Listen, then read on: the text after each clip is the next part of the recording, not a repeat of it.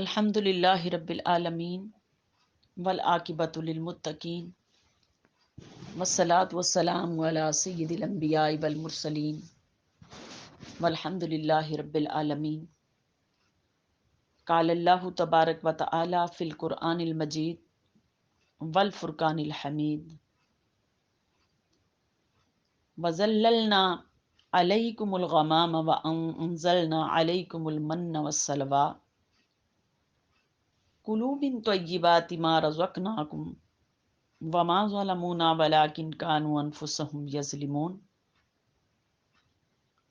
صدق اللہ و مولانا العظیم۔ اللہ پاک نے اس آیہ کریمہ کے اندر بنی اسرائیل کا ذکر فرمایا اور ارشاد فرمایا کہ وَظَلَّلْنَا عَلَيْكُمُ الْغَمَامَ، اور ہم نے تمہارے اوپر بادلوں سے سائباں کیا، وَأَنزَلْنَا عَلَيْكُمُ الْمَنَّ وَالسَّلْوَىٰ، اور تمہارے اوپر من اور سلوہ اتارا۔ کلو کھاؤ من طیبات، پاکیزہ رزق، ما رزقناکم، جو ہم نے تم کو دیا، وما ظلمونا، اور نہ ظلم کرنا، ولیکن کانوا انفسہم یظلمون، بلکہ یہ خود ہی اپنی جانوں پر ظلم کرنے والے تھے۔ اس آیت کا تعلق پچھلی آیات کی طرف چند طرح سے ہے۔ پہلے بنی اسرائیل کے 6 انعامات ان کا ذکر ہے، اور اب 7ویں نعمت کا ذکر ہے۔ دوسرا یہ کہ پہلی آیتوں میں بنی اسرائیل کو قتل کر کے یا موت دے کر رحم فرمانے کا ذکر ہے، اور اب ان کو قید فرما کر اس کے اندر قید فرمانے کا ذکر ہے۔ اور تیسرا فائدہ یہ ہے کہ پہلی آیتوں میں بنی اسرائیل کی بت پرستی اور موسیٰ علیہ الصلوۃ والسلام کا انکار پر سزا تھی، اب ان کی نافرمانی پر ان کو پکڑ ہے۔ اب پچھلی ساری آیاتوں کا جو ذکر رب کائنات نے آیات کے اندر جو فرمایا، تو اس کا ذکر رب کائنات نے عز سے کیا، مگر یہاں پر اللہ پاک نے عز سے اس کا ذکر نہیں فرمایا، بلکہ انعامات سے اللہ پاک نے اس کا ذکر فرمایا۔ اور انعامات میں پہلی انعام جو نعمت کا اللہ پاک نے ذکر کیوں کیا اللہ پاک نے نعمت کا ذکر؟ اس کی 2 جہتیں ہیں۔ ایک یہ کہ پہلی نعمت ہی ایک جز ہے اور مستقل، اور دوسری نعمت جو نہ ہے ہی نہیں، یعنی ہم نے تم کو موت کے بعد زندہ کیا اور پھر تمہارے اوپر سایہ کیا۔ اور دوسرا یہ ہے کہ یہ نعمتیں یعنی ابر کا سایہ کرنا، من سلوا کا اتارنا، اس وقت یہ عطا ہوئیں جبکہ ان کو مصر کی سرزمین سے نکال کر بیابان جنگل میں قید کر دیا گیا۔ جیسے بادشاہ کی طرف سے جیل خانہ میں قیدیوں کا کھانا پینا اور جو مکان دیا جانا اور یہ نعمتیں دینا، یہ بطور عذاب کے طور پہ ہوتا ہے، تو یہ ان کو عذاب کے طور پہ دیا گیا تھا۔ اسی لیے فرمایا کہ ذللنا، یعنی کہ ذل سے بنا ہے، جس کے معنی ہے سایہ، اور سایہ کی 3 صورتیں ہیں۔ ایک تو آفتاب کا نہ ہونا، تو اس وجہ سے وہ سایہ نہیں ہوتا، جب سورج نہ ہو تو سایہ بھی نہیں ہوتا۔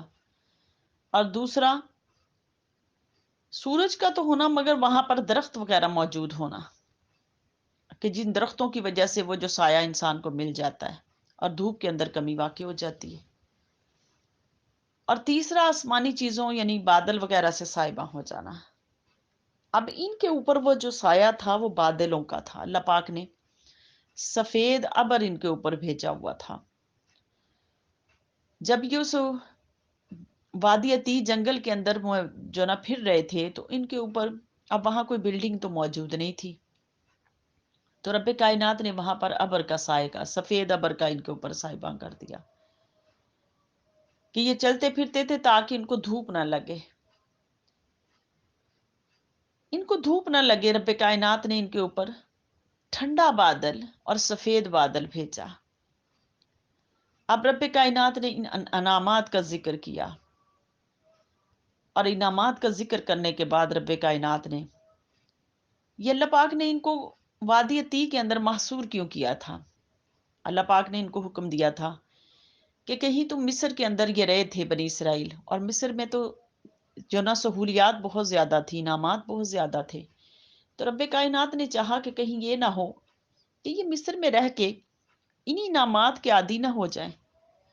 جیسے فرعون موسیٰ علیہ الصلوۃ والسلام کو کہتا تھا کہ آپ تو چاہتے مجھے یہاں سے نکال کے مصر کے مالک بن جائیں، تو رب کائنات نے ان کے تان کے طور پہ یہاں پر فرمایا کہ تم یہاں مصر میں ہی نہ رہو بلکہ ملک شام کی طرف جاؤ، وہاں قوم عمالقہ موجود ہے اور انہوں نے نافرمانی کی ہوئی ہے، اور وہاں وہ ابراہیم علیہ الصلوۃ والسلام کا مسکن بھی ہے، کہ ابراہیم علیہ السلام کا بھائی شہر تھا، اور بیت المقدس اس شہر کے اندر ہے، لہٰذا جاؤ تم جا کے وہاں جہاد کرو۔ تو ان کو جہاد کرنے کا حکم دیا گیا، انہوں نے اس جہاد سے انکار کیا، یعنی کہ 12 سردار موسیٰ علیہ الصلوۃ والسلام نے بھیجے۔ وہ 12 سردار جب اس قوم کے پاس گئے تو وہ قوم بہت قداور تھی، 750 گز لمبے ان کے جسم تھے، اور آپ جسامتوں کا خود اندازہ لگا لیں کہ جسامت پھر ان کی کتنی چوڑی ہوگی، یعنی کہ ان کا ایک بندہ ہی ان 12 سرداروں کو اپنے جسم کے اندر، اپنے بازوؤں کے اندر دبوچ کے اپنے بادشاہ کے پاس لے گیا، اور یہ گھبرا گئے، اور گھبرائے تو ان کے کچھ لوگوں نے کہا بادشاہ کے سامنے پیش کیا، تو کچھ نے کہا کہ ان کو مار دیا جائے، کچھ نے کہا نہیں چھوڑ دیا جائے، ان کو پتہ چلے کہ اگر ہمارے خلاف جہاد کیا تو تمہارا کچھ بھی باقی نہیں رہے گا، ہمارا ایک بندہ تمہارے 12 بندوں کو ہنکا کے لے گیا ہے، تو اب تمہارا کیا بنے گا؟ اب یہ ڈر گئے اور واپس آئے، اور آ کے انہوں نے ساری قوم کو، اس میں یوشع بن نون اور کالب بن یحنہ، انہوں نے منع کیا کہ آپ نے قوم کو جا کے کوئی ایسی بات نہیں بتانی، مگر انہوں نے آ کے قوم ساری کو ڈرا دیا کہ آپ جہاد نہ کرنا۔ اب اس کے اوپر یہ وادی تی کے اندر محصور ہوئے، پھر ان کی سزا بن گئی وادی تی، اور وادی تی کے اندر اب یہ ان کے اوپر اللہ پاک نے پھر ذللنا، اللہ پاک نے سایہ کیا بادلوں کا، پھر اللہ پاک نے سایہ کیا، تو اسی وادی کے اندر ان کے اب بچے بھی پیدا ہوتے تھے، تو جب بچے پیدا ہوتے تھے تو ان کے اوپر اتنا بڑا انعام تھا کہ سزا کے اندر تھے، لیکن ان بچوں کے جسموں کے اوپر لباس ہوتے تھے، بچے ختنہ کیے ہوئے پیدا ہوتے تھے، ان کے بال ناخن وہ نہیں بڑھتے تھے، رات کو سوتے تھے صبح اٹھتے تھے اجلے دھلے ہوئے صاف ستھرے ان کے لباس ہوتے تھے، یعنی کہ جیسے جیسے بڑھتے تھے ان کے لباس بھی بڑھتے تھے، کہ 40 سال تک اس وادی کے اندر محصور رہے، باہر نکلنے کی بھی کوشش کرتے تھے مگر نہیں نکل پاتے تھے، صبح کو گھومتے تھے اس جگہ سے، واپس شام کو اسی جگہ پہ آ کے کھڑے ہو جاتے تھے۔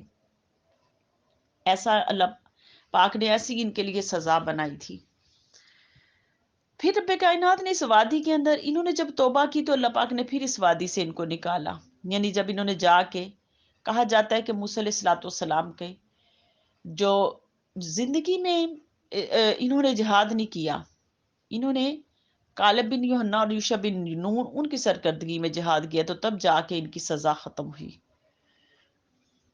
پھر رب کائنات نے دوسرے انعام کا جو ذکر فرمایا کہ ہم نے ان کے اوپر من اور سلوہ اتارا، کہ من اتارا میٹھا، کہ یہ میٹھا شوق سے، حلوہ شوق سے کھاتے تھے، تو رب کائنات نے اب ان کے اوپر میٹھا اتارا، اور میٹھا بھی اتنا فراوانی سے ان کو ملتا تھا کہ ایک شخص اس کو 4 سیر کے حساب سے میٹھا ملتا تھا، اور جب ہفتے کا دن آتا تو ان کو ڈبل میٹھا ملتا تھا، یعنی کہ ایک ایک شخص کو 8 کلو میٹھا ملتا تھا۔ رب کائنات نے فرمایا، اللہ پاک نے فرمایا انزلنا علیکم المن، ہم نے ان کے اوپر من اتارا، میٹھا اتارا، تو یہ میٹھا ان کے اوپر آتا تھا۔ رب کائنات نے فرمایا کہ ذخیرہ نہیں کرنا، مگر اس قوم نے ذخیرہ کرنا شروع کر دیا، ذخیرہ کرنا شروع کر دیا، یعنی کہ ذخیرہ کرنے کی عادت ان کو پڑی، تو انہوں نے ذخیرہ کیا۔ پھر اللہ پاک نے من کہنے لگے کہ ہمارا من کھا کھا کے من بھر گیا ہے، اب ہمارے لیے کوئی نمکین چیز اتارے، کہ رہتے تھے مصر کی زمین کے اندر رہتے تھے، اور مصر کی زمین کے اندر خوب انعامات تھے، نعمتیں تھیں، اب ان نعمتوں کا یہ عادی ہو چکے تھے، تو یہ کھاتے پیتے تھے. اور سلوا پھر ان کے لیے ایک دریائی جو نا پرندہ تھا. سلوا سلوا اس دریائی پرندے کو کہتے کہ جس کا قد چھوٹے مرغ کے برابر ہو. جیسے ہم مرغ کھاتے ہیں، مرغی کھاتے ہیں، تو اس مرغی کے برابر تھا اس کا جو قد تھا. اور اس کا گوشت نہایت لذیذ اور زود ہضم. طبیبوں کی اصطلاح میں اس کو جو نا قتیل آلورد کہتے ہیں، کیونکہ یہ بادل کے گرہن سن کے یہ پرندہ جو نا مر جاتا ہے.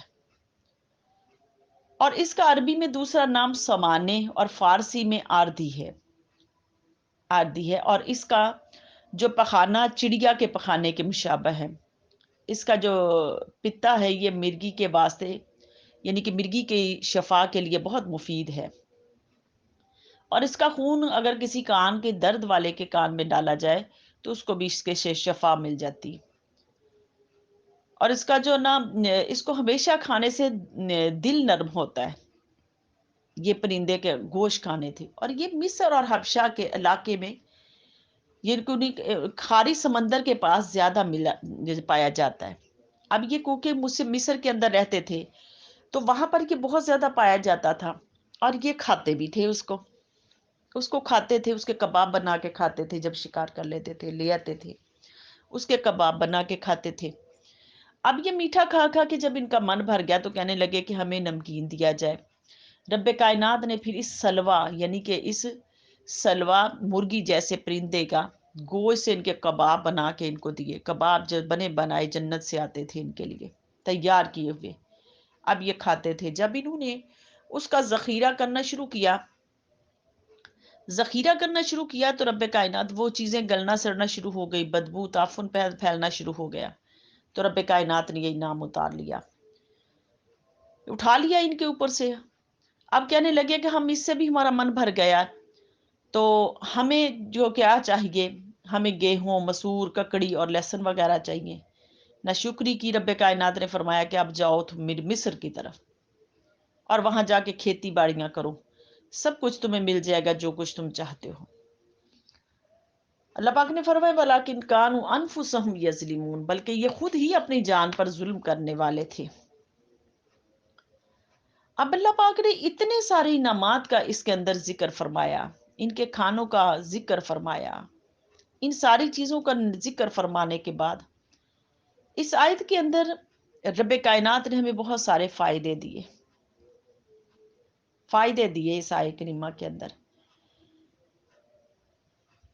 فائدہ یہ ہے کہ انسان جب قرآن مجید کو پڑھتا ہے تو اس کی زندگی سنورتی ہے، اصلاح اس کی ہوتی ہے، اس سے اصلاح اس کی ہوتی ہے. پہلا فائدہ یہ ہے کہ نافرمانی سے عذاب الہی آتا ہے. جیسے کہ بنی اسرائیل نے نافرمانی کی وجہ سے اب یہ قید کر دیے گئے. آج بھی دیکھ لیں ہمارے اندر کتنے گناہ ہیں آج ہمارے اندر، ہماری زندگیوں کے اندر. ان گناہوں کی وجہ سے آج دیکھ لیں ہمارا کھانا پینا ستھرا نہیں ہے، ہمیں نہ صاف پانی میسر ہے، نہ ہمیں اچھی خوراک میسر ہے. کس وجہ سے؟ کہ آج ہماری زندگی کے اندر نافرمانیاں زیادہ ہیں. اور پھر دوسرا فائدہ اس کے اندر یہ ہے کہ جب اللہ تعالیٰ کوئی مصیبت بھیجتا ہے تو ساتھ اس کا علاج بھی دیتے ہیں. جیسے بنی اسرائیل پر میدان تی میں بادل اور منسلبہ اتارا. اللہ پاک بندوں کو تکلیف کے اندر ہی نہیں رکھتے بلکہ انعامات اس مالک کے چیک کر لیں کہ انعامات کے اندر بھی رب کائنات رکھتے ہیں. اور تیسرا فائدہ یہ ہے کہ بے صبری سے اللہ کی انعامات وہ چھن جاتے. بنی اسرائیل نے من سلوا کی جو نعمت بے صبری سے وہ اپنے سے دور کر دی. اور چوتھا فائدہ یہ ہے کہ سڑا ہوا کھانا حرام ہے تو نیز تندرستی کے لیے مضر ہے. اور کیونکہ سلوا نا طیب یعنی حلال اور مرغوب چیز تھی، ان کی نافرمانی سے اسے غیر طیب بنا دیا گیا. یعنی کہ انہوں نے جب ذخیرہ کرنا شروع کیا تو وہ گلنا سڑنا شروع ہوا تو اب اس کے اوپر یہ کیا ہو گیا، یہ جو نہ ان کے لیے حرام ہو گیا. اب گلا سڑا کھانا یہاں پر حرام ہے، لیکن جو سڑا ہوا دودھ اور تیل اور گھی یہ حلال ہے. اور پانچواں فائدہ یہ ہے کہ گناہ سے انسان اپنا نقصان کرتا ہے، نہ کہ اللہ پاک اور انبیاء علیہ الصلوۃ والسلام کا بلکہ اپنا ہی انسان نقصان کرتا ہے۔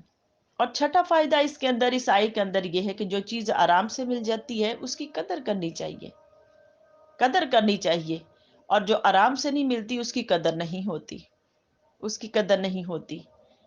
اور ساتواں فائدہ اس کے اندر یہ ہے کہ مفت خور قوم میں اولو العزم اور غیرت اور جفا کشی نہیں رہتی، جفا کشی نہیں رہتی، آرام طلبی آ جاتی ہے، فسق و فجور آ جاتا ہے، اور کاہلی اور ان کا شیوا بن جاتی ہے۔